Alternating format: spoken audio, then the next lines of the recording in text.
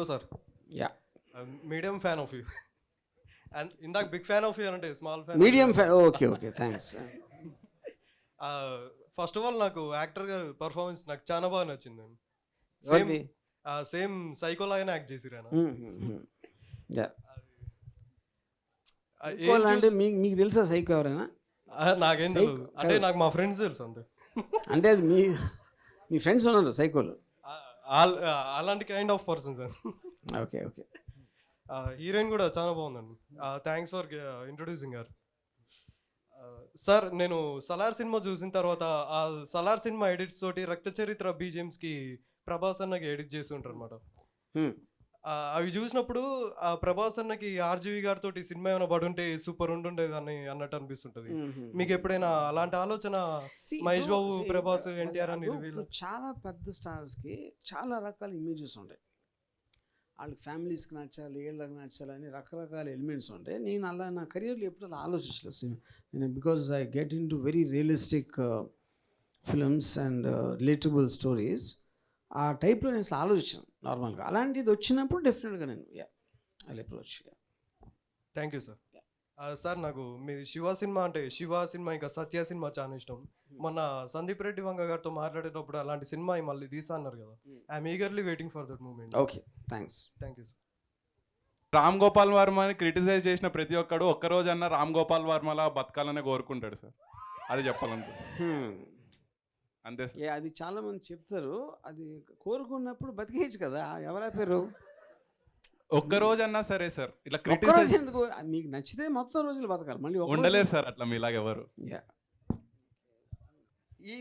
ఈ title fantasy ఏంటి sir? నాకు అర్థం కాలేదు. అంటే ice cream, sorry, next chocolate ఏమన్నా ఎక్స్పెక్ట్ చేయవచ్చా? Chocolate also think will make with Aaradhya only.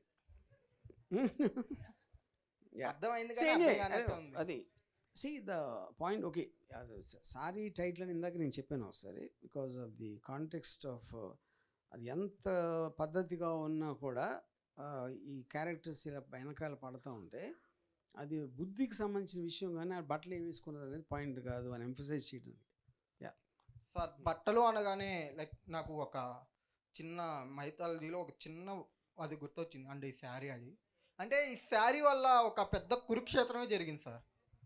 అంటే చాలా ఇదైంది. సో ఈ శారీ వల్ల ఏమన్నా కాంట్రవర్సీ మీరు ఫేస్ చేస్తున్నారా? అంటే ఆ సందర్భంలో అక్కడ అలాంటిదంటే ఆఫ్కోర్స్ ఇప్పుడు మన సత్య క్యారెక్టరు సెకండ్ హాఫ్లో విపరీతంగా చేస్తాడు. అంటే of course it is not the epic of మహాభారతంలో ఏం జరిగింది అని కాకుండా ఒక రియల్ లైఫ్ దాంట్లో ఒక మగవాడు ఒక పర్టిక్యులర్ పరిధి దాటి తనకి జరిగినప్పుడు ఎలాంటి హారండస్ థింగ్స్ చేస్తాడు అనే దాని గురించి తీసింది. అది మీకు సెకండ్ హాఫ్ తెలుస్తుంది. Okay, thank you sir. Hi sir. Hi, నా పేరు వెంగల్ రెడ్డి, రాయలసీమ. ఏంటి అంటే కత్తి ఉందా ఏంటి గొడవలి? పర్లేదు ఉన్నాయి రూమ్లో ఉన్నాయి. అంటే ఇప్పుడు గొడవ అయితే రూమ్కి వెళ్ళి వస్తారా ఏంటి? అంటే మీ ఫ్యాక్షన్ మూవీ చూసి అలా అలవాటు అయిపోయింది.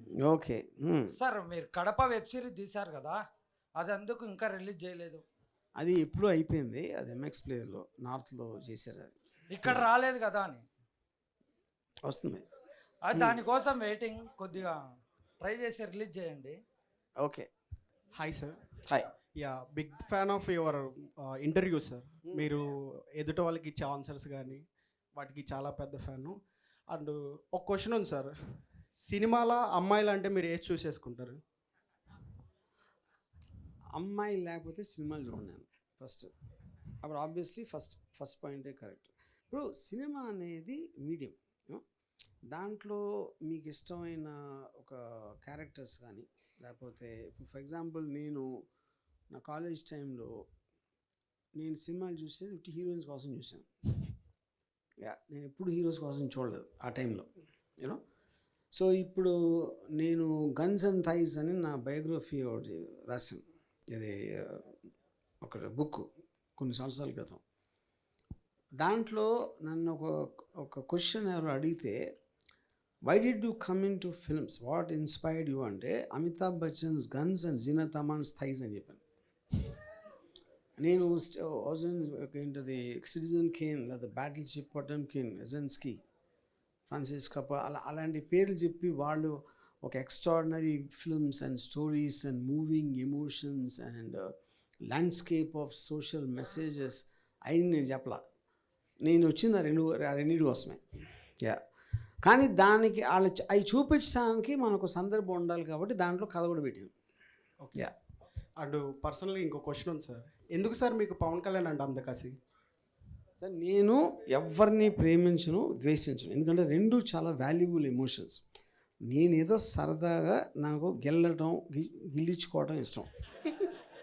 అది ఓకే సార్, మిమ్మల్ని చూసినప్పుడల్లా once upon they lived A ghost అని ఒక బ్యాక్గ్రౌండ్ మ్యూజిక్ వినపడుతుంది.